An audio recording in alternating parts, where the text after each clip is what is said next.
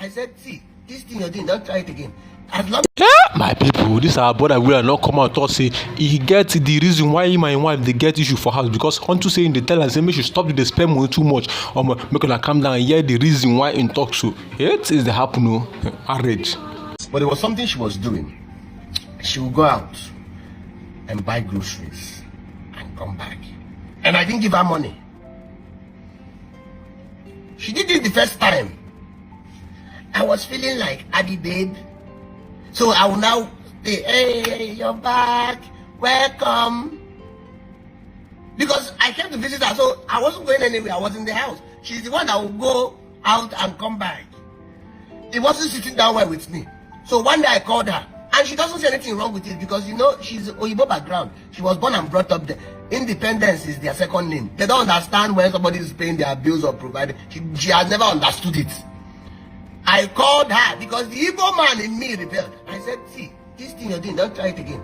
As long as we are in this house, if you want to go and buy bread, ask me for money. Because you see, there is something in a man. Some call it ego, but there is something that God has put in a man to provide.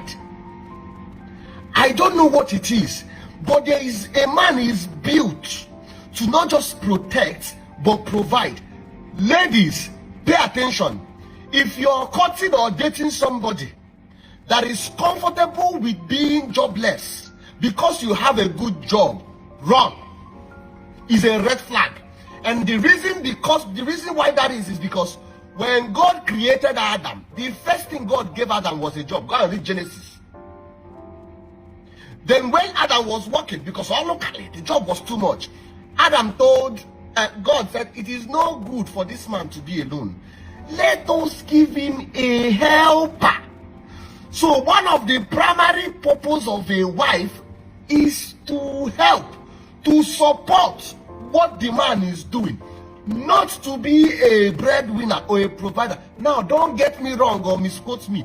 There is nothing wrong with a woman. Maybe the husband was laid off work and they are looking for work, or the husband is trying this new thing and he has not paid yet and she has a job and she's supporting. That is fine. There's nothing wrong with that. But you see that one that the man is now comfortable with being, because you have a good job, red flag, run. There is something wrong with that. Because a normal man is not supposed to go without having that thing in him, checking him to provide for the wife. And this has nothing to do with, oh, when we marry, you will change. Listen, I have been married for 3 years.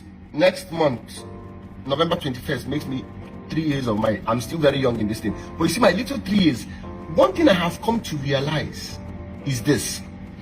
Anything your partner used to do before marriage only amplifies and multiplies after marriage. So if he used to be on his phone for 30 minutes before marriage, after marriage he'll be on his phone for 5 hours. So he's beating you now. Yeah, you guys are still dating and cutting, and you say he will change. He promised he will change when we marry. When you marry and enter that house, that they will carry is your corpse they will carry out of that house. Do you know why? You cannot change what you did not create. You cannot change a man. You cannot change a human being.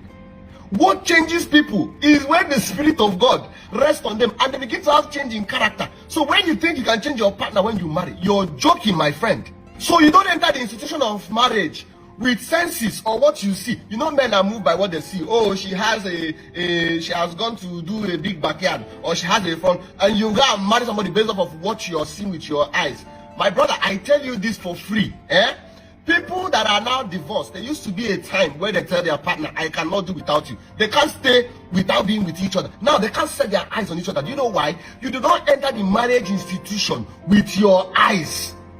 The marriage institution, am I not too young to see this? The marriage institution was not even created by a man. It was created by a deity called God. So for you to be even enter that institution, you need a higher power. That is why, my friends, if you're about to date somebody, everything looks right, everything is perfect, but you're getting red check. I mean, you think about the future, you're panicking.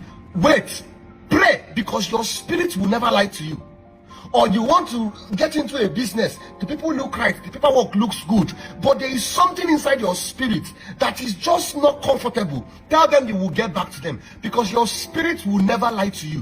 What most men now do is that they spend their time chasing after their girlfriends, and what they eventually do is they go and marry their girlfriends and date their wives.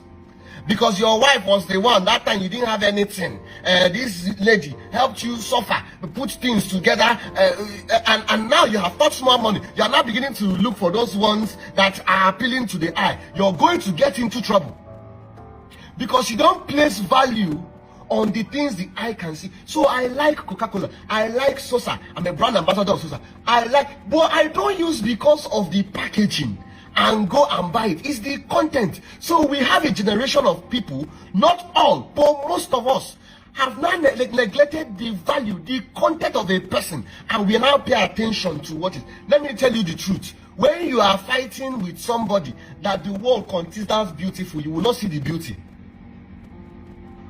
Oh, you don't know?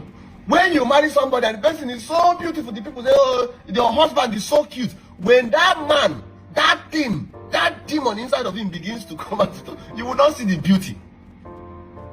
So you have to pay attention to the